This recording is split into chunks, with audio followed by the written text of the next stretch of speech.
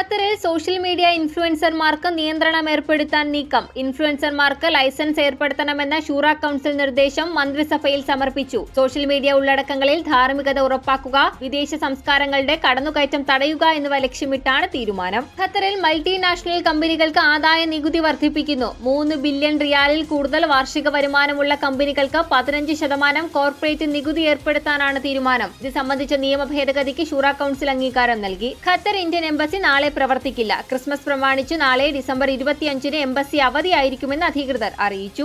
UAE-യിൽ പൊതുമാപ്പ് സമയപരിധി അവസാനിക്കാൻ ഒരാഴ്ച മാത്രം ബാക്കി. ഡിസംബർ 31-നകം നടപടികൾ പൂർത്തിയാക്കാത്തവർക്ക് കടുത്ത നടപടികൾ നേരിടേണ്ടി വരുമെന്നും അധികൃതർ. കുവൈത്തിൽ പൗരത്വ നിയമത്തിൽ ഭേദഗതി. വിദേശികളായ ഭാര്യമാർക്ക് ഇനി പൗരത്വം ലഭിക്കില്ല. പോളണ്ടിൽ നിന്നുള്ള കോഴി ഇറക്കുമതി നിരോധിച്ച് സൗദി അറേബ്യ. പോളണ്ടിൽ പക്ഷിപ്പനി സ്ഥിരീകരിച്ചതിന് പിന്നാലെയാണ് രാജ്യത്ത് നിന്നുള്ള കോഴി ഇറച്ചിക്കും മുട്ടയ്ക്കും സൗദി അറേബ്യ നിരോധനം ഏർപ്പെടുത്തിയത്.